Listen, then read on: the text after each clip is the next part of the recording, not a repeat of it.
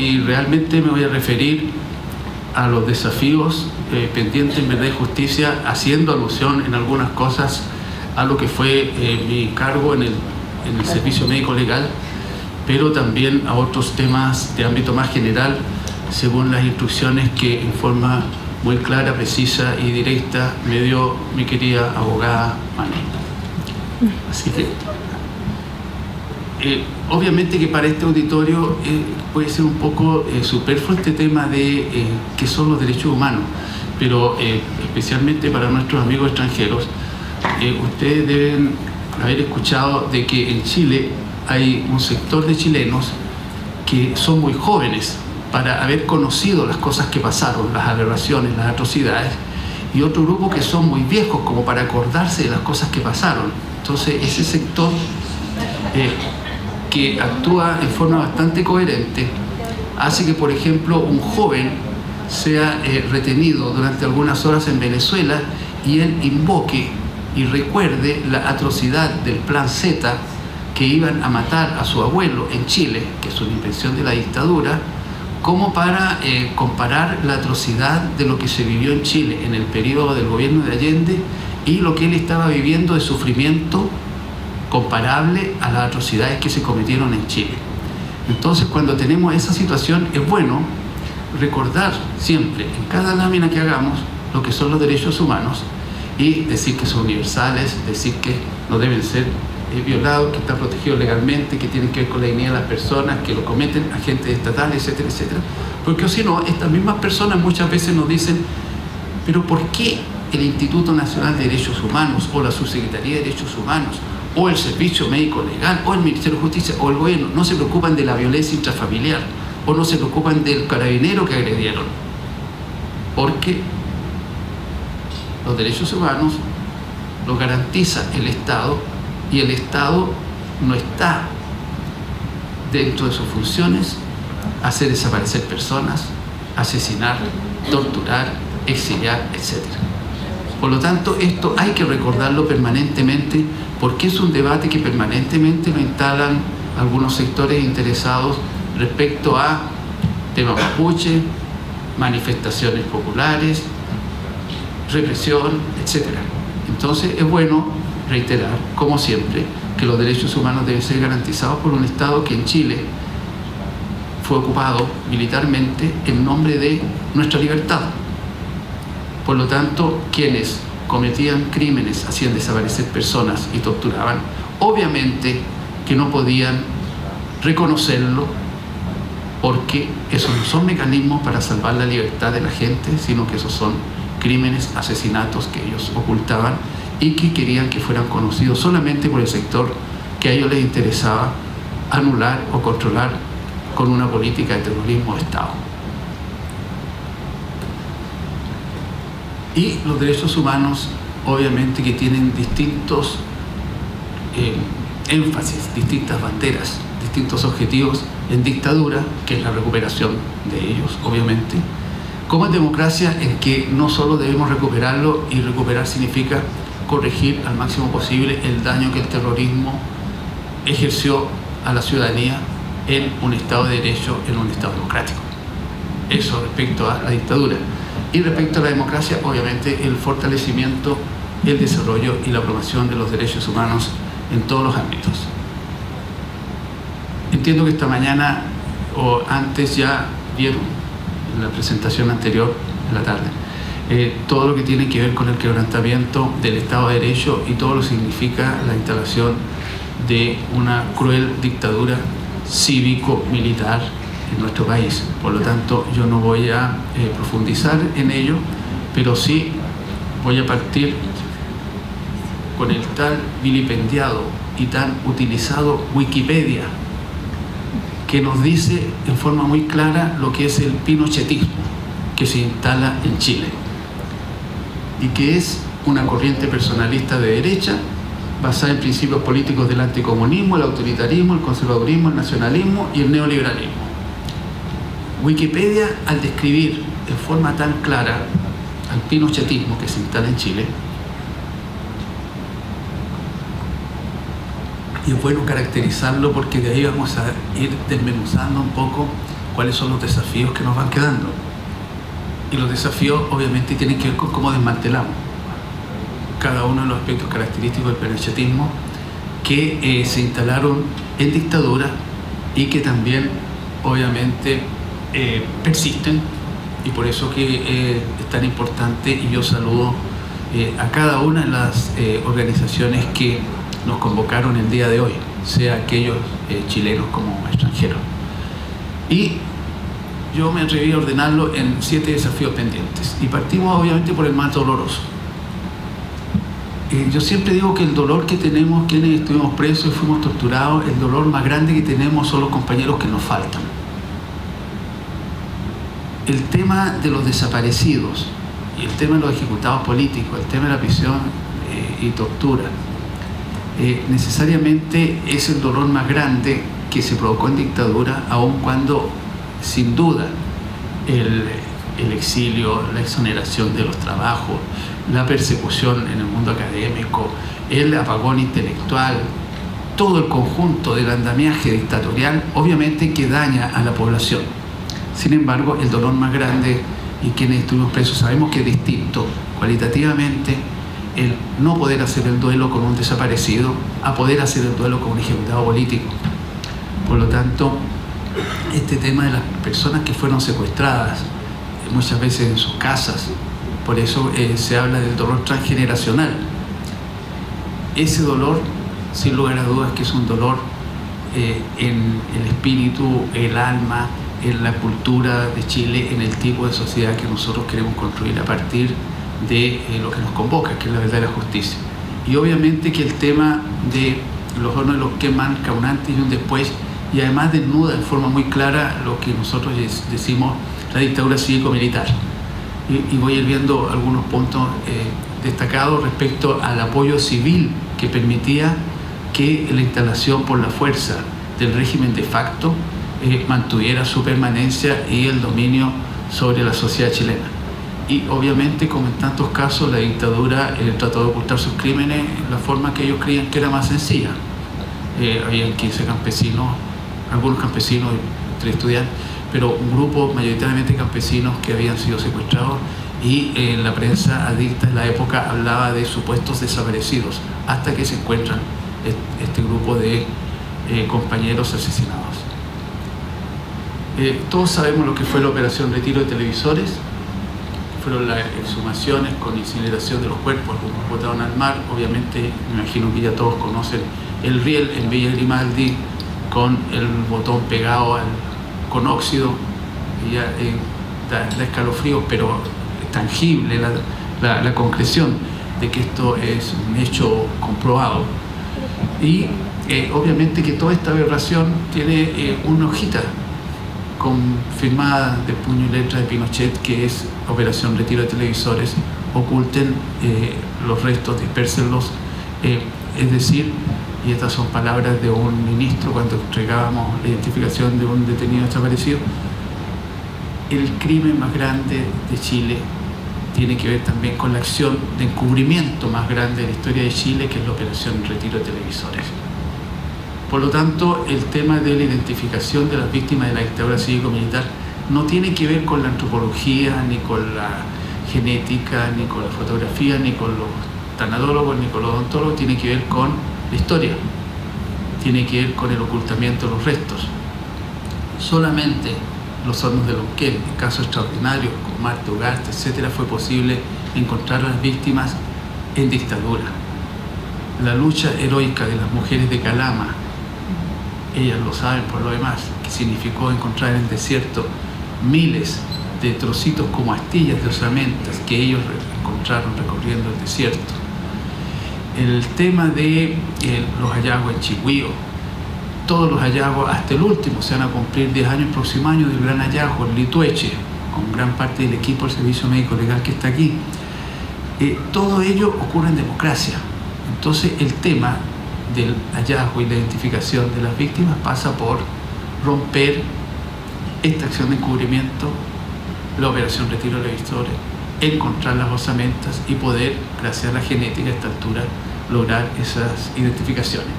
Por lo tanto, el desafío número 1, obviamente, romper esta barrera de impunidad que se sostiene sobre el silencio cómplice de los autores, sea aquellos que están en Punta Peuco como aquellos que están en sus cuarteles, y al lograr que esta operación de encubrimiento sea develada a partir del equilibrio de la ciencia, la técnica, el compromiso de las familias en función de identificación de las víctimas. Desafío número 1.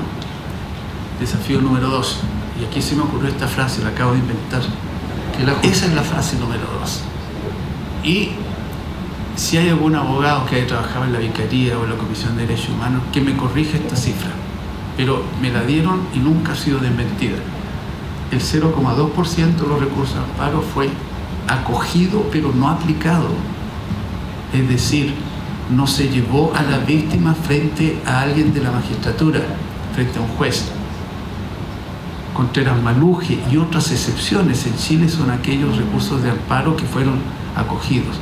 Por lo tanto, obviamente que la justicia en Chile tiene y esperamos que no siga teniendo tantos temas pendientes respecto a la aplicación de justicia.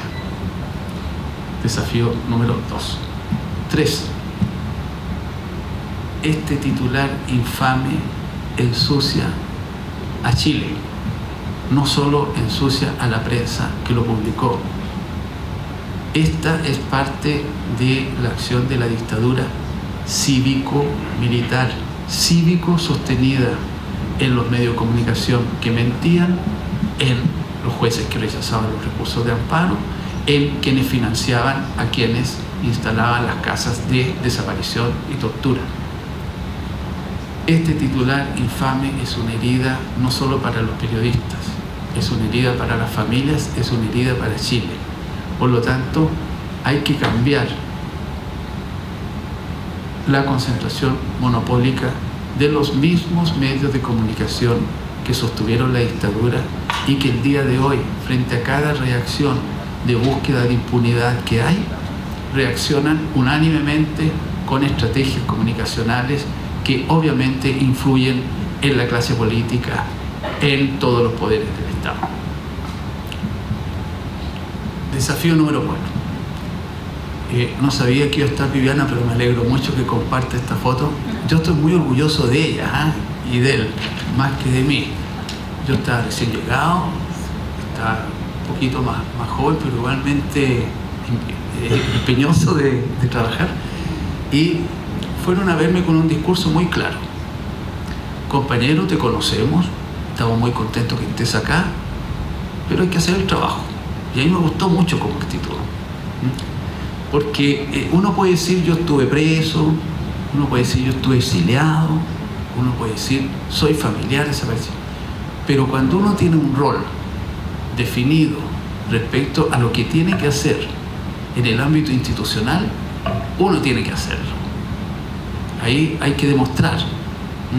Y yo creo que ese es el mérito de esta lámina, de que se empieza a reconstruir una confianza que después hizo que realizáramos campañas comunicacionales en que los familiares de las víctimas participaban para convencer a sus pares en una gota de sangre por la verdad y la justicia, y después con ese vives en nosotros, y después verdad y justicia para avanzar. Es decir, más allá de las consignas, el tema de cómo se construye una relación en que los familiares son protagonistas. No son informados, son protagonistas del proceso, porque no basta que ellos den solo la gota de sangre para el banco de ADN. No basta que ellos den el informe en todo lo que son las fichas premorte, toda la información necesaria. Ellos son protagonistas porque tienen derecho, ciudadanos. Ellos representaron en dictadura lo mejor de Chile en cuanto a la lucha. Y hoy día representan lo mejor de Chile en cuanto al país que queremos construir. Por lo tanto, esa invitación a la que ellas accedieron, obviamente que tiene el mérito de que se empieza a construir una confianza que obviamente hay que fortalecer día a día. Por ejemplo, cuando hay un hallazgo. Cuando me llamó el juez Héctor Solís, me dijo: doctor, encontramos una osamenta, quiero saber si es humano o animal y la data. Y yo, confiando en el equipo que está aquí en el auditorio, Les dije, si humano, animal en media hora, la data espérese un ratito. Pero él tuvo extremadamente la claridad de que como esto se iba a saber, había que avisarle a las familias. Y eso, como dicen los abogados, como que sienta precedente o jurisprudencia. Hay un hallazgo, primero las familias, después la prensa, después la opinión pública. Los familiares son protagonistas también en ese ámbito del derecho, el derecho a la información. Quinto, protagonismo y unidad de las agrupaciones de derechos humanos. Sin el protagonismo y sin la unidad de las agrupaciones de derechos humanos, estamos dispersos, estamos en luchas desiguales, estamos en lo que los veteromarxistas decimos en una correlación de fuerzas desfavorable y, como decía Vladimir Ilich Ulyanov, cuando hemos identificado un problema, hemos avanzado hasta la mitad en su solución. Yo creo que este es un problemazo y creo que hay que plantearlo acá y en todos los lugares. Se necesita el fortalecimiento, pero también la unidad de las agrupaciones de derechos humanos, porque si no, la dispersión favorece a quienes no quieren avanzar en la verdad y la justicia. Esta es una lámina que hizo la doctora Alejandra Jiménez, que fue la ex jefa del programa de derechos humanos del Servicio Médico Legal y que hoy trabaja en México, donde obviamente las necesidades de aclarar las causas de derechos humanos y causas criminales en general tienen una trascendencia importantísima. Y ella, en los años que nos ayudó en primera fila en Chile, nos decía que tenía que haber voluntad política, cooperación intersectorial. No podemos, no queremos ni debemos trabajar solos. Si tenemos un hallazgo, tiene que ir Carabineros de Chile con los detectores de metales que el Servicio Médico Legal no tiene. Vieron que se me salió en nosotros, les dije. Tiene que ir la PDI con algunos equipos y algunos laboratorios que el Servicio Médico Legal no tiene, y mejor que no tenga en algunos casos, porque hay que trabajar con otras instituciones. El sistema judicial debe estar comprometido. El sistema judicial no puede tener jueces, entre comillas, especiales con dedicación un quinto o la mitad del tiempo que deben estar trabajando en estos casos.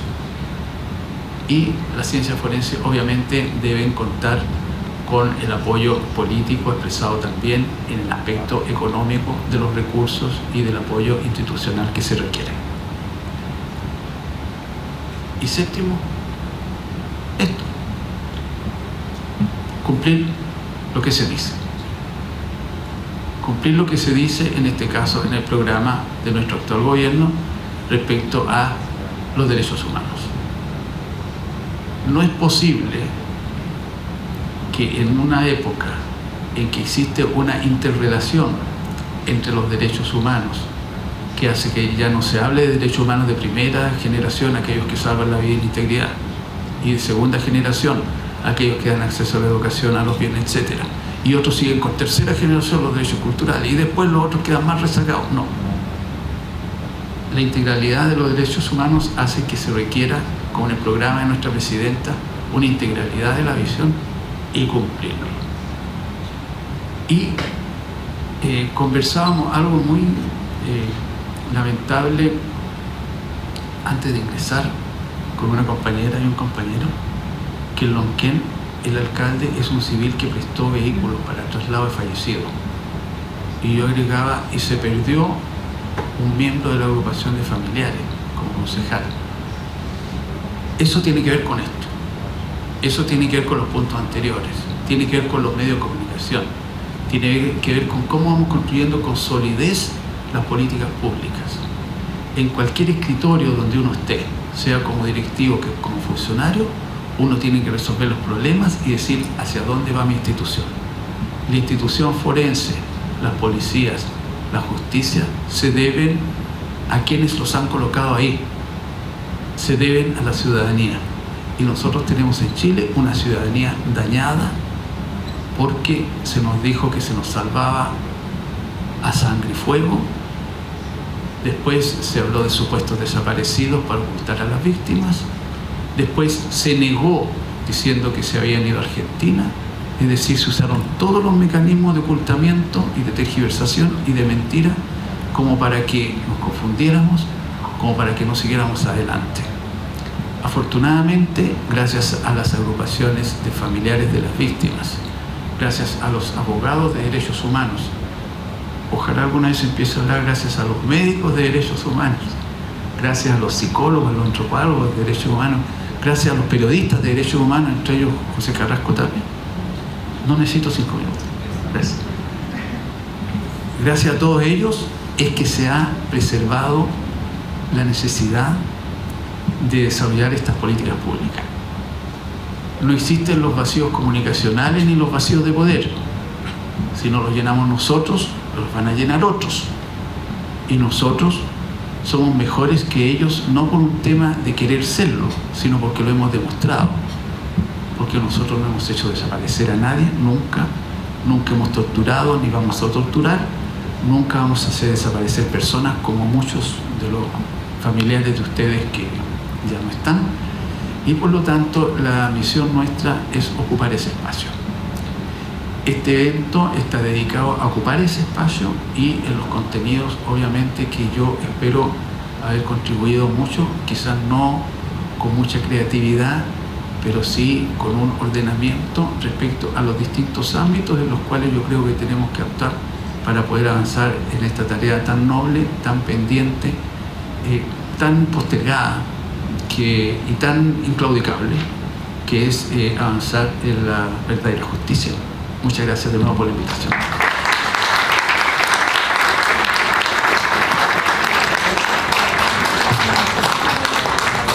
Muchas gracias, doctor Bustos, por sus palabras. Sigue en este panel la abogada Magdalena Garcés, quien fuera abogada del programa de Derechos Humanos durante bastante tiempo. Ella es abogada de la Universidad de Chile y es doctora en Derecho en la Universidad de Salamanca. Y ahora es abogada particular en muchas querellas en casos de derechos humanos del tiempo de la dictadura. Así que le damos la palabra a la abogada Magdalena Garcés.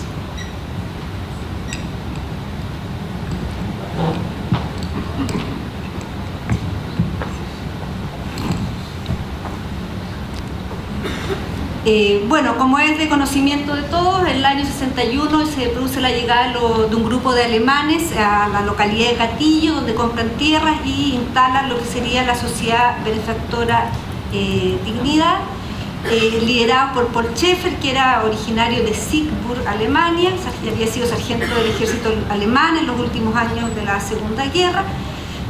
Formaban parte de una, no sé si iglesia o secta religiosa llamada Misión Social Privada, que había sido fundada tras la Segunda Guerra Mundial, y Schaeffer llega a Chile ya huyendo de las acusaciones de abusos sexuales contra niños que pesaban con él en Alemania.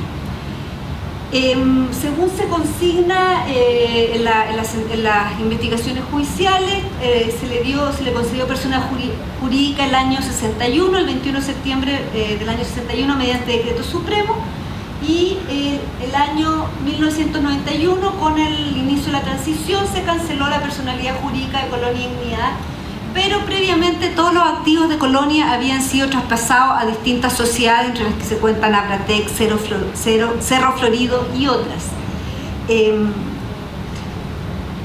Hay que destacar también que ya en dictadura, el año 77-78, había habido denuncias en Alemania sobre los graves crímenes que se estaban cometiendo en Colonia Dignidad, personas chilenas que declaraban en el extranjero, y que dio inicio a la querella que se interpuso por parte de Colonia Dignidad contra Amnistía Internacional y colaboradores de dicha organización que realizaron la denuncia en Alemania. A la fecha de la cancelación de la personalidad jurídica, el último directorio de la sociedad estaba formado por 5 alemanes, entre los cuales estaba Hartmut Hopp, que estaba fugado en Alemania, Kurt Schnellenkamp, Hans-Jürgen Blanch y Albert Schreiber. Respecto a las investigaciones judiciales, hay investigaciones judiciales a principios de los años 90, se empiezan a desarrollar, se te pone una querella por el caso Álvaro Vallejo Villagrán, que posteriormente fue sobreseída definitivamente por aplicación de la ley de amnistía. al igual que muchas de las querellas interpuestas en esos años por causa de graves violaciones a los derechos humanos ocurridas durante la dictadura. El año 1998, como todos saben, se interpone la primera acción judicial en contra de Augusto Pinochet Ugarte, que fue interpuesta por Gladys Marín, secretaria general del Partido Comunista, por el caso de Calle Conferencia, que fue la causa que tomó el rol 2182-98.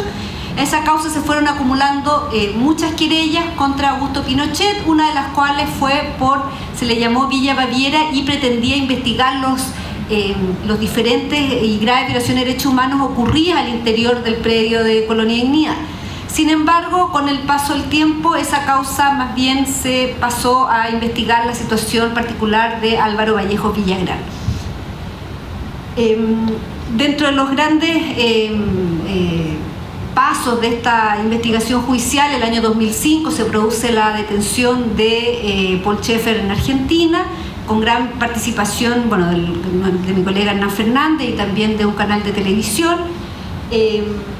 Y a raíz de la captura de Paul Schaeffer en Argentina, la justicia chilena decide reunificar todos los juicios que pudieran estar vinculados en casos de derechos humanos a Paul Schaeffer, destinar esos juicios al ministro Jorge Cepeda, que queda designado como ministro en visita extraordinaria y ministro de Fuero para conocer las situaciones acaecidas en Colonia Dignidad. Esto es a partir del año 2005.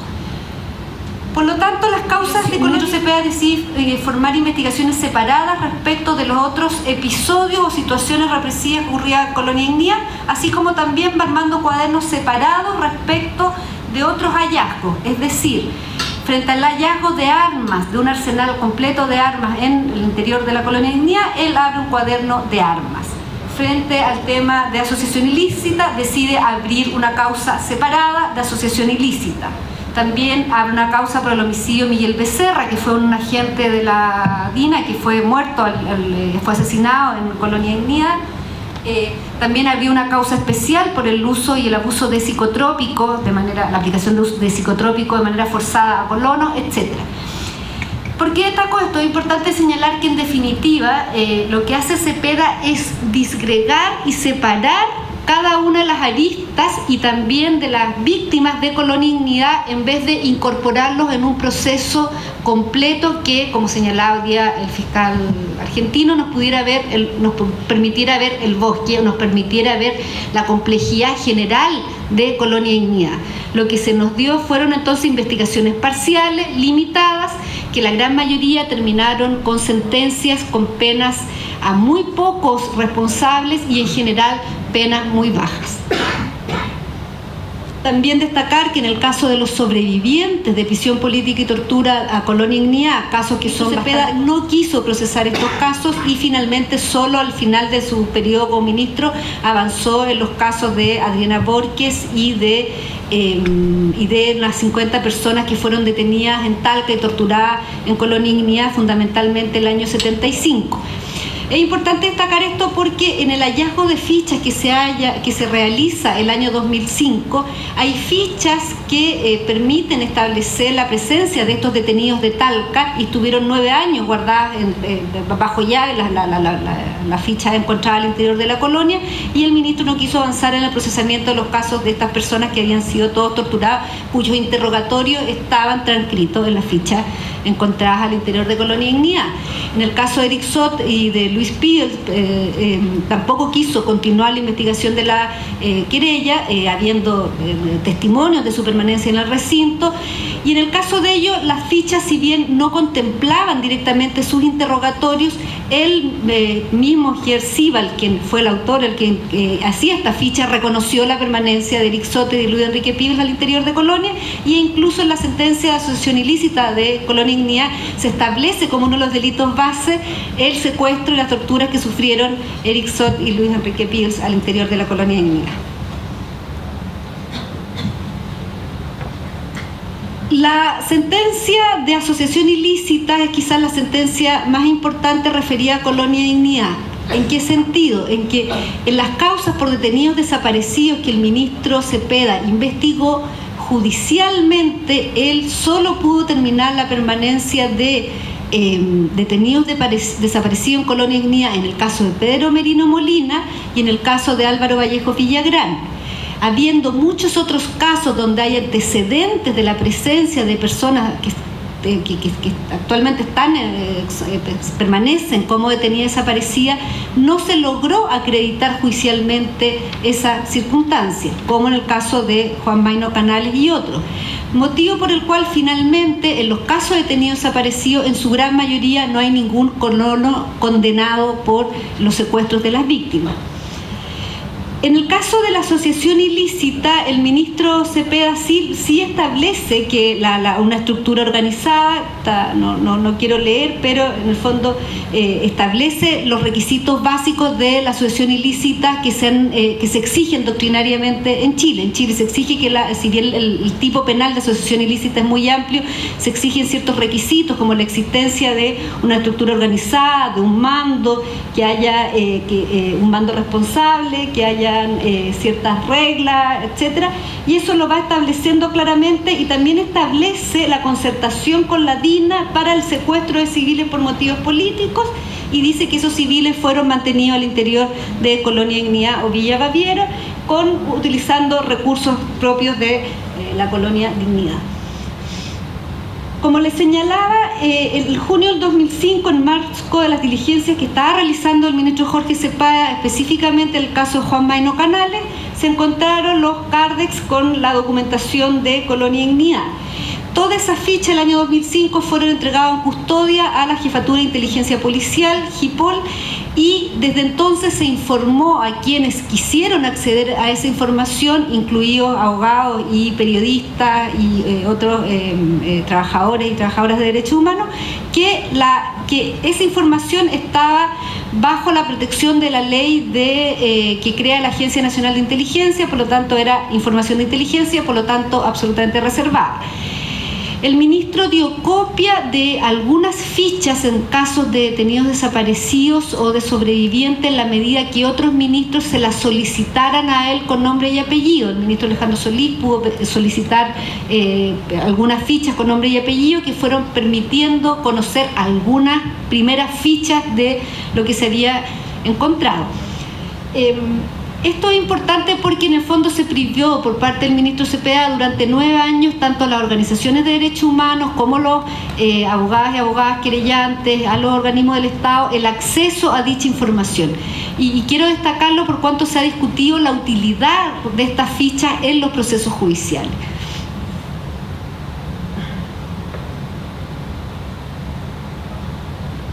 Bueno, aquí continúa la sentencia de asociación ilícita, que se refiere también al tema de la ficha, la realización de las fichas, que por ejemplo en la misma sentencia de asociación ilícita señala que resulta evidente que algunas personas fueron mantenidas, secuestradas en Colonia Dignidad, como Álvaro Vallejo Villagrán, Pedro Merino Molina, y hay que agregar también el caso de Adán Valdebenito, que venía también de Coronel, y que también dice que esas fichas dan también cuenta de las actividades de interrogatorios de detenidos al interior de Colonia Dignidad.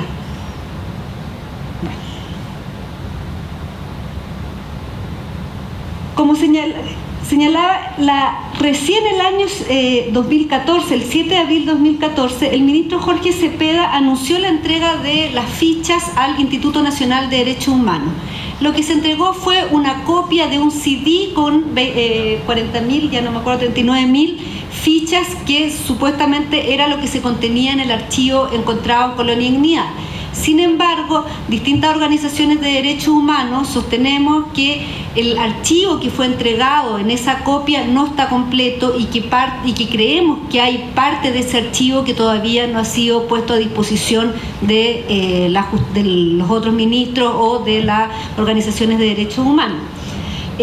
Londres 38, Espacio de Memoria, decidió publicar en internet el contenido de las fichas, que fue la forma en que estas se hicieron públicas. También hubo un programa de Chilevisión, un programa de televisión que se refiere a las fichas, y Chilevisión, que consigue una copia de ese CD, también se hace entrega del mismo a las principales organizaciones de derechos humanos. Finalmente, el 22 de junio de 2016, o sea, este año, el Consejo de Monumentos Nacionales, a petición de la Asociación por la Memoria y los Derechos Humanos Colonia Dignidad, declaró el Archivo Colonia Dignidad Monumento Nacional. Como señalaba, es importante señalar que las fichas de Colonia Dignidad no necesariamente son la clave para descubrir todas las graves violaciones de derechos humanos en Chile o descubrir de manera inmediata el destino de los detenidos desaparecidos.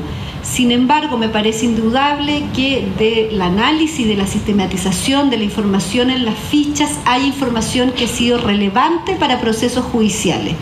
Y en ese sentido quisiera señalar, como en algunos casos, los de Álvaro Vallejo, Pedro Medina Molina y Adán Valdebenito, cuyos casos, en 3 casos detenidos desaparecidos, cuyos interrogatorios están transcritos de forma bastante íntegra en las fichas.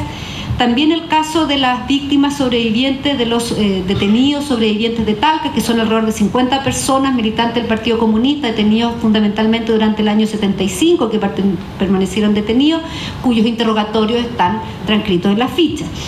También hay un caso de Chillán, que es de Rolando Angulo Matamala, Ogan Lagos Marín y Bartolomé Salazar Vélez, donde a raíz del estudio de las fichas se ha podido establecer la responsabilidad principalmente de gente de la zona de Chillán, colaboradores, de gente perteneciente a Patria y Libertad y colaboradores de la colonia en estos crímenes.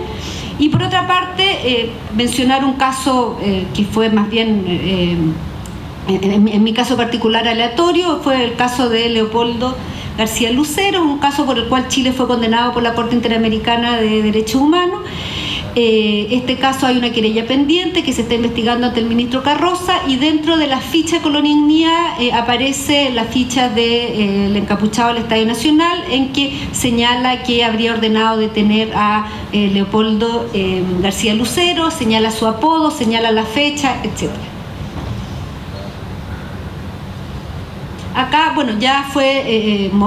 ya habían mostrado en la mañana una ficha de Colonia. Yo quería demostrar acá en el caso de la ficha de Matías, destacando la siguiente situación. Por una parte están, como se señala, el interrogatorio a Matías, la fecha que se realiza este interrogatorio, el 30 de julio de 1974.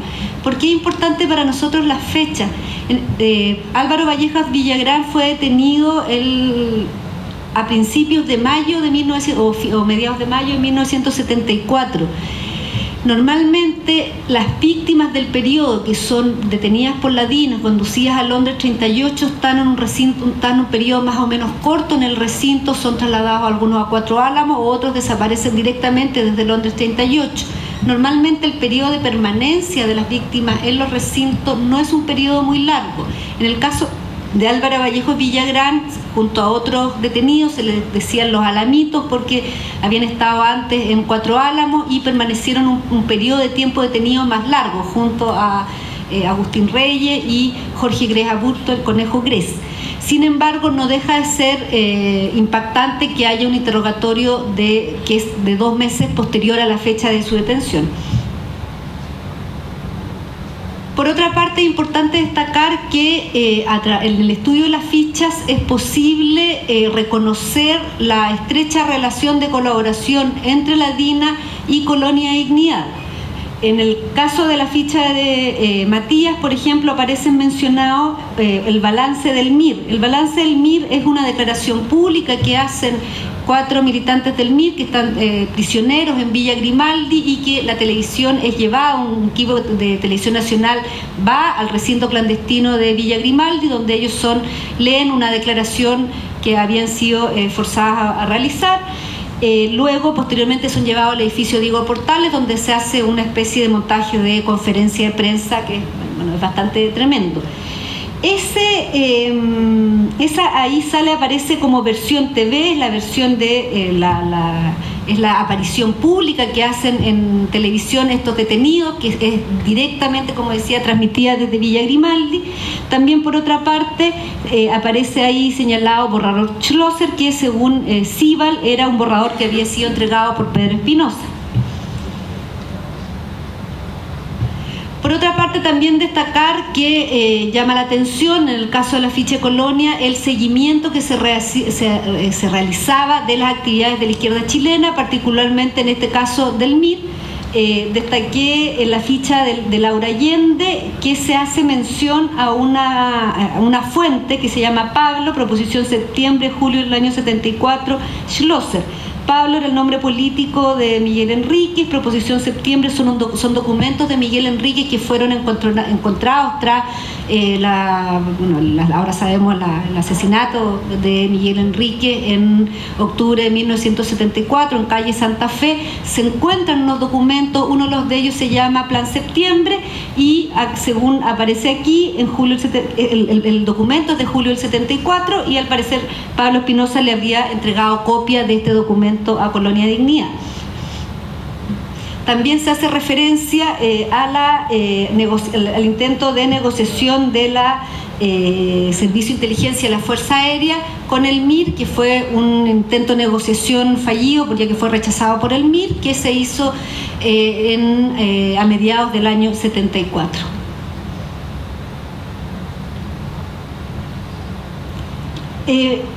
Quisiera... ¿Cómo estamos? ¿Estamos bien? Sí. Bueno, quisiera finalizar deteniéndome un poco cuáles son los desafíos en verdad justicia asociados tanto al tema de Colonia Dignidad como en general a las causas de derechos humanos, planteando por supuesto algunos de ellos, no todos. En relación a Colonia Dignidad, como señalaba, las investigaciones judiciales fueron débiles, fueron fragmentarias. No hay ningún colono que esté cumpliendo condena en este minuto por los casos de un detenido desaparecido. Al revés, en caso incluso de personas que se acreditó que estuvieron en Colonia Dignidad, como Pedro Merino Molina, finalmente los colonos fueron absueltos. Lo mismo en el caso de Juan Mayno, etcétera. Por otra parte, creemos que en ese sentido creemos que es importante seguir investigando. En las causas que llevó el ministro Cepeda se habló de varias fosas que existirían al interior de Colonia Dignidad, fosas que habían sido desenterradas, o sea, a través en la operación retiro de televisores, los cuerpos habrían sido exhumados y luego quemados y lanzados al río. Esa fosa, se encontró una fosa, no se halló ni un hallazgo en ella, sin embargo quedaron varias fosas que no fueron periciadas, que no fueron encontradas, que no fueron excavadas. Recién este año a partir del año pasado se empezaron a retomar este trabajo y recién este año van a volver a entrar a los peritos para tratar de determinar dónde están esas fosas. Para nosotros es importante saber cuántas fosas hubieron, porque no sabemos cuántas personas pasaron por Colonia Dignidad ni cuántas personas fueron asesinadas en Colonia Dignidad. Y en ese sentido el establecimiento del número de fosas sería un dato importante para avanzar respecto de establecer lo ocurrido al interior de Colonia Dignidad. Y por otra parte, casos como el de los campesinos de Parral, que siempre se ha señalado, se ha dicho, se ha comentado que habían sido llevados y conducidos a Colonia Dignidad y que podrían haber sido eliminados en el lugar. En ese caso no fue investigado qué pasó una vez que son sacados de la cárcel. Por eso también hay una querella interpuesta por el Programa de Derechos Humanos del Ministerio del Interior y tiene que ver con las inhumaciones, exhumaciones de los campesinos de Parral, y lo que pretende es, en el fondo, investigar el destino final de las víctimas de Parral.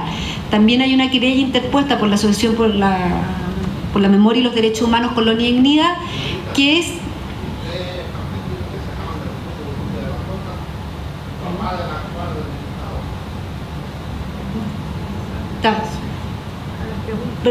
si le tendría que pasar el micrófono a la pregunta ya. Bueno, por otra parte se puso una querella por la operación Cerro Gallo que fue interpuesta por la asociación, que esperamos también permita ayudar a investigar las posibles ejecuciones de personas el año 73 al interior de Colonia Dignidad, y también la operación Cerro Gallo misma. Hay fichas que se refieren a dos operaciones Cerro Gallo, una el año 73, otra en marzo del 74, y estas nunca han sido investigadas. Por otra parte, creemos que es importante el acceso a los archivos de Colonia y Dignidad y acceso a todo el archivo, a todo aquello que no ha sido todavía entregado, que todo aquello que pudiese estar en la GIPOL. No sabemos cuál es la extensión real de ese archivo y más bien lo que se siente y el convencimiento de la gran mayoría es que hay una parte de ese archivo que no se ha hecho público. Por otra parte, también consideramos esencial sistematizar esa información. O sea, no se trata de simplemente tener archivos, sino que es necesario que esa información sea sistematizada a objeto de que sirva y permita colaborar en la investigación judicial de lo ocurrido al interior de la colonia. Por otra parte, en el tema de justicia, efectivamente, como señalaba, la falta de condena a colonos por graves violaciones de derechos humanos me parece preocupante. En el caso de las torturas, las penas eran muy bajas, por lo tanto, los quienes fueron condenados a penas remitidas, sin perjuicio que además son muy pocos los condenados, creo que 1 o 2. Tenemos la situación de Hartmut Hopp, que está prófugo en Alemania, cuyo proceso de cumplimiento la solicitud de extradición fue rechazada, ya que Alemania no extradita a sus nacionales. Sin embargo, hay una solicitud de que se cumpla la condena en Alemania, que es un proceso que lleva la Fiscalía de Krefeld y lleva mucho tiempo y todavía no se ha podido concretar. Por otra parte, hay una gran preocupación en relación a la avanzada edad de muchos de los jerarcas de Colonia y Dignidad y de quienes estuvieron en posiciones de poder, quienes cumplieron roles que permitirían o de quienes podrían tener información de mayor utilidad, y es lo que se ha llamado impunibilidad biológica. Hay gente que se está muriendo, tanto víctimas como victimarios. Como señalaba, la ubicación de las fosas es un tema que nos parece fundamental, y también la identificación de las víctimas que pasaron a Colonia, por cuanto todavía no está claramente identificados quiénes habrían sido llevados a Colonia y Dignidad, hablando de los detenidos de la DINA. Por otra parte, nos parece que es importante seguir investigando, por cuanto la investigación no fue profunda, en relación a la vinculación de Colonia y Dignidad con militares, con servicios de seguridad y con civiles que se beneficiaron de las actividades delictuales en Colonia y Dignidad. Por otra parte, también el tema de empresas y graves violaciones de derechos humanos, como se señaló en la mañana, tanto el tema de los civiles como de las empresas en Chile es un gran espacio de impunidad. Efectivamente, en Chile, para la legislación vigente a la época en que se cometieron estos crímenes, las empresas no podían ser objeto de responsabilidad penal, pero sí pueden ser objeto de responsabilidad penal los empresarios, y en ese sentido estamos bastante atrasados y ha habido una mínima persecución judicial en ese sentido. Por otra parte, la existencia de una serie de delitos que están vinculados al tema de Colonia y Dignidad, que tampoco han sido investigados. Y finalmente quise poner un tema que no tiene que ver con Colonia y Dignidad propiamente tal, sino que tiene que ver en general con la situación de los condenados por graves violaciones de los derechos humanos, que es que estamos frente a una campaña mediática de gran nivel por la concesión de beneficios carcelarios a quienes cometieron graves violaciones de derechos humanos. Y eso nos parece muy preocupante en dos sentidos, y quisiera detenerme solo unos minutos en este tema. Por una parte, porque en el fondo, producto de la impunidad alcanzada gracias a la acción del Estado, gracias a que políticas del Estado no fueron consistentes ni eficaces en dar una adecuada persecución judicial, gracias a los pactos de silencio, en atención a que los victimarios han mantenido silencio y no han colaborado con la justicia, la impunidad se ha extendido en el tiempo, y en los pocos casos en que se ha llegado a establecer condenas, efectivamente se han llegado a condenar a personas que están en una edad avanzada. Eso no obsta a que hayan vivido en la impunidad 40 años. Sin embargo, estas personas con edad avanzada, muchas de ellas son mayores, tienen una situación propia de las personas mayores, pero no están en situación terminal como se hace creer a través de los medios de comunicación. Los medios de comunicación hacen creer que están toda una situación terminal, o incluso que hay personas con demencia senil o Alzheimer. Las personas con demencia senil o Alzheimer normalmente han sido liberadas. Personas en situaciones con enfermedades terminales, creo que son 2, con suerte, pero la gran mayoría son personas de edad avanzada, pero que no están en estas condiciones que hace aparecer la prensa, que además ha trastocado la situación convirtiendo a las víctimas en victimarios y a quienes fueron responsables de estos graves delitos en víctimas de esta supuesta maldad de las familiares y de las agrupaciones de derechos humanos que permiten que estén prisioneros.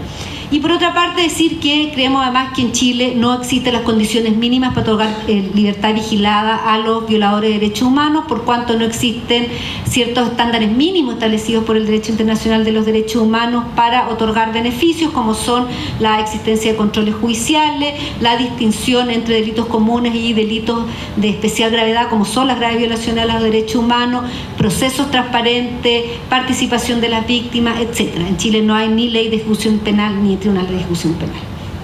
Muchas gracias.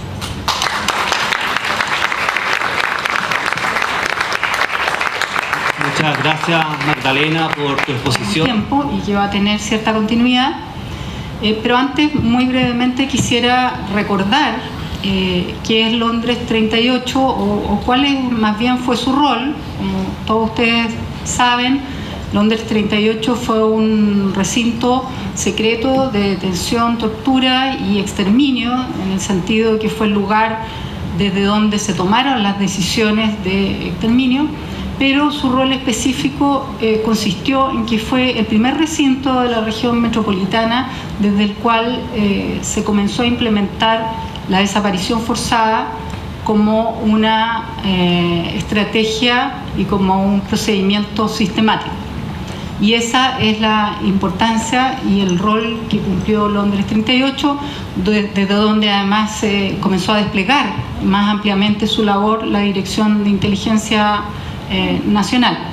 Esto a pesar de que Londres 38 es un sitio que funcionó durante un muy breve tiempo. Bueno, dicho eso, explicar que lo que nosotros hemos denominado como una campaña, una forma de nombrar lo que en el fondo es un plan de trabajo. Esta campaña que hemos denominado Toda la verdad, toda la justicia, no más impunidad, apunta justamente a poner el foco de nuestro trabajo durante este periodo en este aspecto. Y esta campaña parte de un diagnóstico que hemos venido haciendo y que yo creo que es bastante compartido tanto en muchas organizaciones de derechos humanos, pero también en otro tipo de organizaciones y actores e instituciones. Este diagnóstico nos permite decir que hay una persistencia de la impunidad, lo cual creo que no es ninguna novedad, y que esa medida de lo posible que se prometió en los años 90 nos encuentra hoy día sin verdad y sin justicia, en sentido muy estricto, porque los grados de justicia que se han alcanzado son muy limitados y el tema pendiente respecto de verdad en relación a los detenidos desaparecidos sabemos que es un tema que, salvo excepciones y casos muy contados, no ha habido avances sustantivos. O sea, solo dar una cifra que de un total de 1.193 detenidos desaparecidos actualmente, según cifras del Servicio Médico Legal, aunque ahí hay alguna duda en las cifras que están publicadas, no son más de 148 los restos de las personas que han sido encontrados y identificados. Entonces, ese dato da una idea de la tremenda deuda pendiente solo en materia de verdad. Esto ha sido posible porque ha habido durante todo este tiempo de gobiernos civiles un sistema de encubrimiento que también se ha llamado o se ha denominado como parte de un pacto de silencio, pero que en verdad tiene un carácter institucional, donde ha habido formas de protección, de omisión de la persecución penal de los responsables de violaciones a los derechos humanos, y eso durante estos 25 años. En ese sentido, como tiene un carácter institucional, las responsabilidades son compartidas. Hay responsabilidades de las autoridades políticas, de los diferentes gobiernos que han transitado durante estos 25 años, hay responsabilidad muy importante del Poder Judicial y hay responsabilidad también del Congreso, del Parlamento. No voy a hacer un resumen de todas las estrategias judiciales para mencionar este tema, pero habría que decir que desde 1973 hasta la fecha, si uno pudiera trazar la historia de lo que ha sido la lucha judicial, habría que mencionar muchos recursos y estrategias que pasaron desde el primer día, desde los recursos de amparo hasta las querellas, presuntas denuncias por presunta desgracia, posteriormente solicitud de ministro en visitas, pero sistemáticamente durante la dictadura, como se sabe, o se aplicó la ley de amnistía o los casos se sobreseían sin investigar por falta de antecedentes. Y durante los primeros años de los 90, efectivamente hubo un esfuerzo que en parte apoyó el informe RETIC, pero de manera muy limitada, y hubo algunos esfuerzos por hacer avanzar esos procesos. Sin embargo, esos procesos siguieron encontrándose durante un periodo con la aplicación de la ley de amnistía y después con la aplicación de la media prescripción, que impedía justamente la aplicación de condenas a los responsables. Fue el año 98 con la detención de Pinochet en Londres lo que permite hacer un giro, y los jueces, a partir de ese momento, observados con mayor atención por la comunidad internacional, debieron o ajustaron, digamos, sus criterios y comenzaron a aplicar de otra manera la justicia y a investigar en muchos más casos. Sin embargo, desde ese momento, del 98 hasta la fecha, diríamos que aun cuando se produjeron estos cambios, tampoco ha habido una modificación sustantiva de este escenario de impunidad más o menos generalizada. Hoy asistimos, y particularmente en el caso, estoy hablando de los detenidos desaparecidos, a un cierre de las investigaciones de la mayoría de los procesos que se han venido siguiendo hasta ahora. Esos cierres, en general, y yo me atrevería a afirmar que en casi todos los casos, se han cerrado con la información acumulada que ya sabíamos hace 20 o 30 años atrás. O sea, esas investigaciones no han aportado información nueva, sustantiva. La información nueva en general ha sido redundante y ha repetido lo que ya sabíamos, como digo, hace 20 o 30 años. Esa situación descrita a nosotros como Londres 78 nos planteó o nos hizo pensar que estábamos en un punto de inflexión, considerando además lo que dijo el ministro Solís respecto de la impunidad biológica, que en todos estos procesos hay un tiempo, hay tiempos históricos, hay tiempos cronológicos, hay tiempos vitales, que implican también reevaluar y repensar las estrategias que han estado en juego. En ese sentido, nos parecía que debía haber un cambio y que era el momento para pensar junto a las viejas estrategias que siguen siendo válidas, muchas de las cuales tienen y van a seguir teniendo continuidad, que a lo mejor también había que pensar desde organizaciones como la Londres 38 u otras estrategias para continuar avanzando. Partiendo por esta idea ya dicha de que el problema no es solo judicial, el problema no es solo de la investigación en los tribunales, que el problema es un problema político, que hay un problema de voluntad política en todos los gobiernos civiles posteriores a la dictadura y que también ese debe ser un tema a enfrentar. En ese sentido, hay una necesidad de interpelar al Estado en sus tres niveles o los tres poderes que conforman el Estado. También hay una necesidad de intervenir o de influir para ampliar el compromiso social con esta demanda de verdad y justicia, involucrando a otros actores.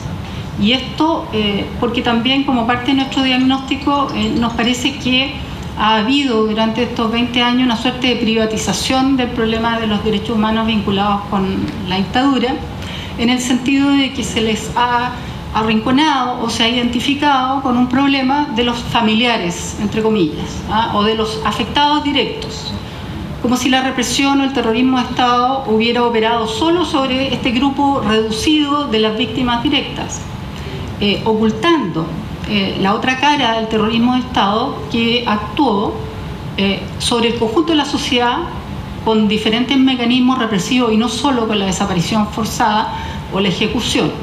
No voy a ahondar en esto porque yo creo que es algo que también ha sido suficientemente trabajado, o por lo menos sabido, pero que de alguna manera ha terminado siendo omitido. Entonces el problema que se visualiza, este problema de un conjunto de gente, de familiares que han perdido a sus seres queridos y que debe ser enfrentado de esa manera, acotado, frente a ese grupo. Y se han diseñado distintas estrategias, pero finalmente no se ha abordado el problema principal que es la verdad y la justicia. Entonces nos parece que un tema, un objetivo que a plantearse es justamente desprivatizar este problema que ha sido o ha terminado quedando reducido a este grupo reducido de la sociedad, y ir por lo tanto más allá de los familiares e involucrar y hacer responsable de esto al conjunto de la sociedad. Este tema yo creo que es evidente la diferencia cuando uno observa la conducta o la respuesta social en Chile y en Argentina, cuando en el juicio reciente en Córdoba este año, manifestaciones multitudinarias, la gente salía a las calles con carteles en los cuales decía la justicia los juzga, nosotros los condenamos, y en Chile no hemos visto manifestaciones de ese tipo que no sean de los familiares o de las organizaciones de derechos humanos. Entonces también ahí yo diría que hay una deuda pendiente respecto de o una responsabilidad de parte de la sociedad, o por lo menos de los sectores más organizados, que solo excepcionalmente han abordado también estos temas. Bueno, dicho eso, también hay que decir que desde las organizaciones de derechos humanos y de familiares hay una responsabilidad en esa privatización también, y que implica un esfuerzo de vincularse a otros sectores y justamente de no plantear el tema como un tema familiar, sino como un tema que tiene un alcance y una dimensión social y política. Bueno, yendo ya un poco a describir con este nombre de fantasía que le hemos puesto a nuestra campaña, que es un plan de trabajo en verdad, tiene 3 niveles. Uno, que es esta interpelación al Estado; un segundo nivel que está relacionado con la investigación y con la acción judicial, y un tercer nivel que es esta interpelación a la sociedad.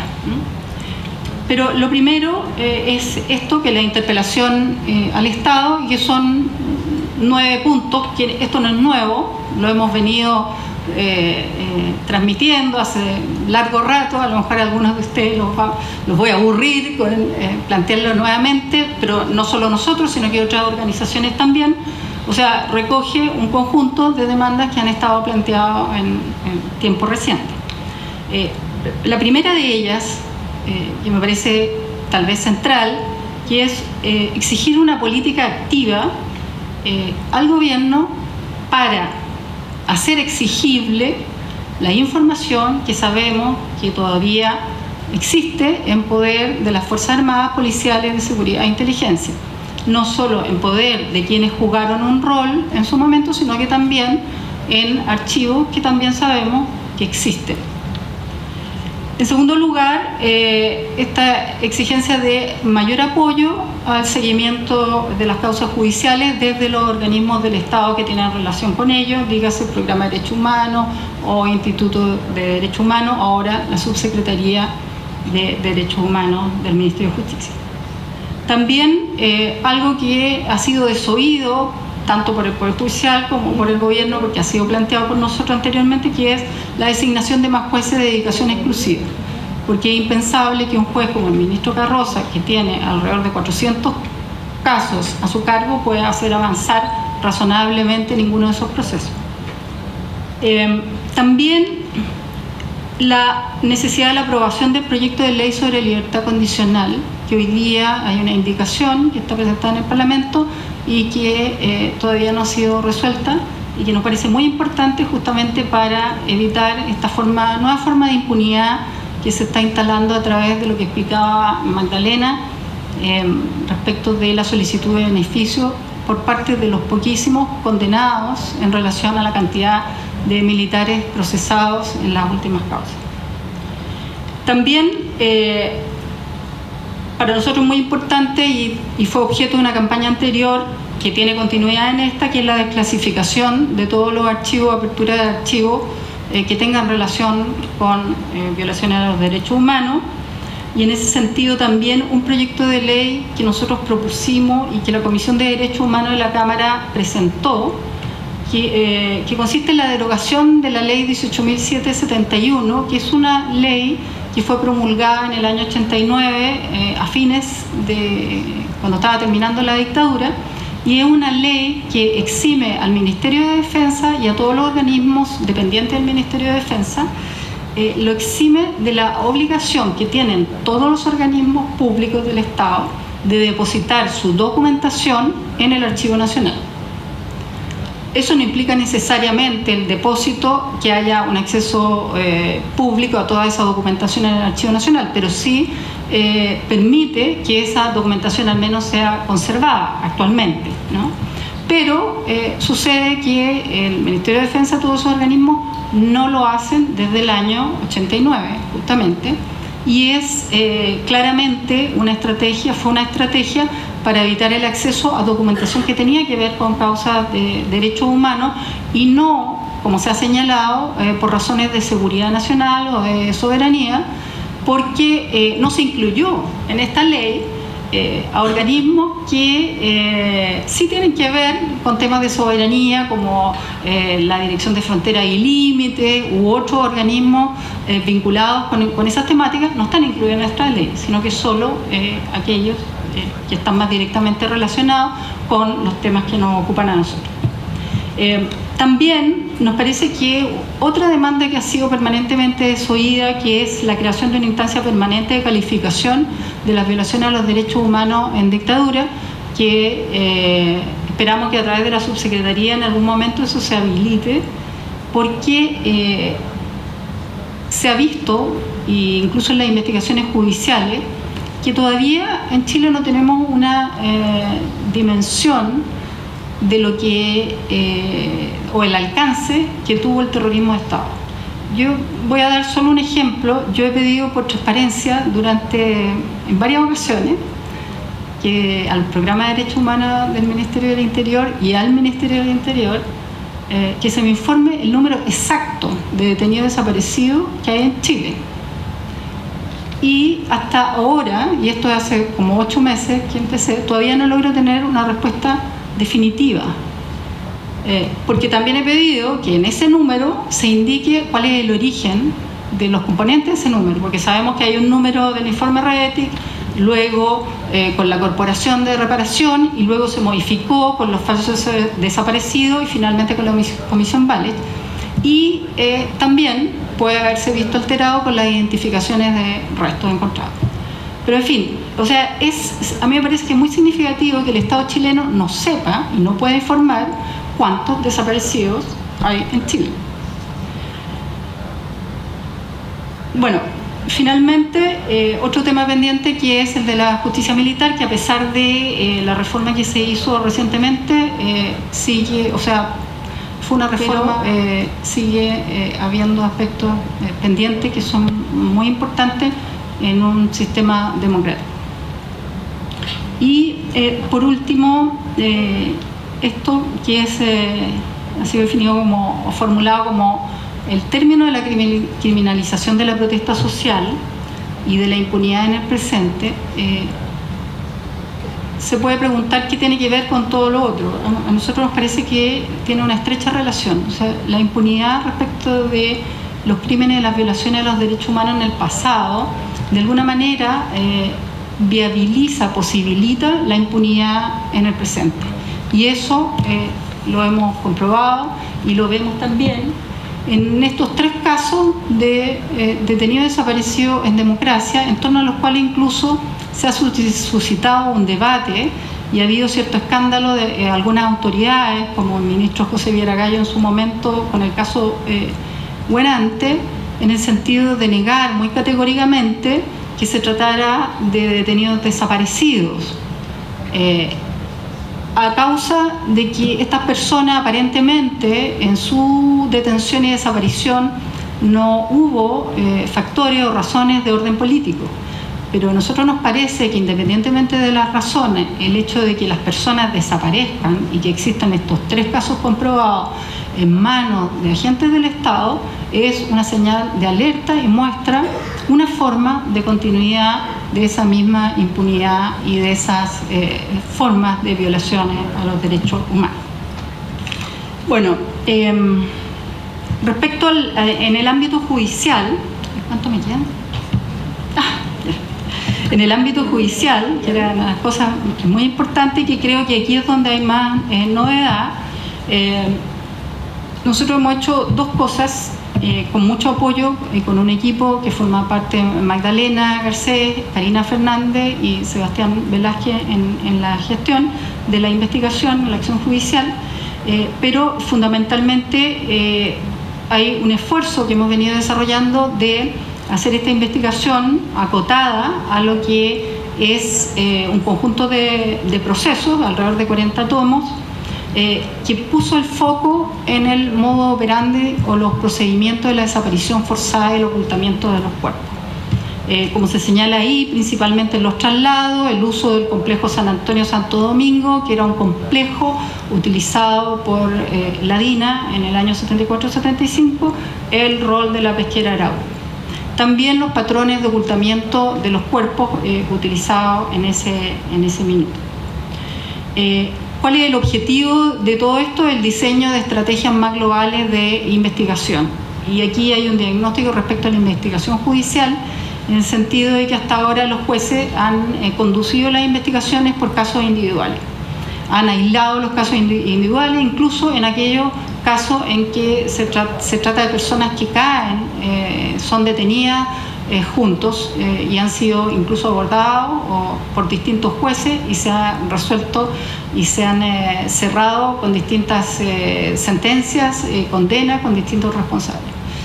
Entonces nos parece que en este momento es necesario cambiar las formas de investigación y avanzar a definir ciertos patrones de lo que se denomina en este ámbito patrones de macrocriminalidad, es decir, no secuestros individuales de personas como ha sido hasta ahora llevado, sino que pensarlo como procesos de asociación ilícita en los cuales están orientados a la desaparición forzada de manera masiva de un conjunto de personas por razones políticas y personas que están vinculadas políticamente.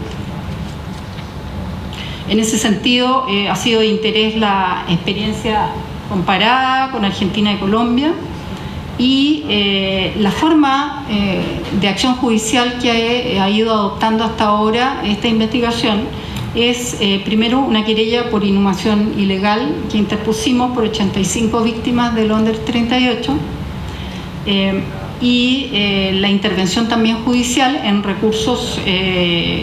en procesos que actualmente se llevan o que están relacionados con el tema de destino final y también intervenciones en los recursos que los agentes actualmente están poniendo solicitando beneficio o libertad condicional. Es importante decir que todos estos esfuerzos de acción judicial no constituyen una ruptura respecto de los procesos anteriores y que más bien define una línea de continuidad y de simultaneidad en muchos casos con lo que se ha venido desarrollando en materia de investigación judicial.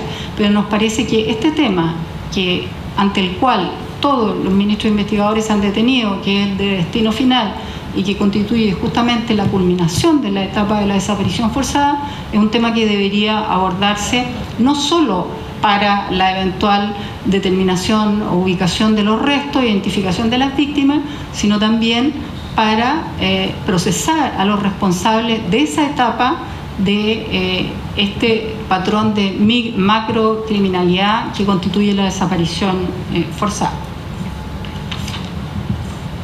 Bueno, los antecedentes base, y aquí voy a pasar rápido, de esa acción judicial son básicamente los que están relacionados con lo que está señalado ahí, que es Tejas Verdes, San Antonio, las clínicas DINA, la relación con el Comando de Aviación del Ejército, del DEWE, Colonia Dignidad, otros lugares de entierro que han sido localizados y la participación de empresas que estuvieron vinculadas a la DINA, particularmente la pesquera Arau. Y por último, en este otro nivel que hablaba inicialmente de acción relacionado con esta campaña, que es esta interpelación a la sociedad, básicamente lo que hemos estado haciendo es un trabajo de denuncia, sensibilización social. Algunos me comentaban ahora de la campaña de radio que nosotros hemos estado desarrollando durante estos últimos 20 días, en este mismo sentido de denuncia de esta realidad, material de difusión y algunas exposiciones. O sea, ahí para cerrar les voy a mostrar algunas de las cosas que hemos estado haciendo, un afiche, exposiciones itinerantes relacionadas con este tema, acciones, intervenciones en el espacio público. Esto fue el teñido rojo en la pileta frente a la Moneda el día del detenido desaparecido, el 30 de agosto. Folletería explicando cuál es la situación en materia de derechos humanos, infografías y cosas que circulan por redes sociales, internet ampliamente.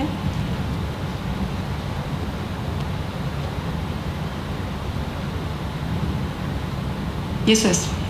Muchas gracias.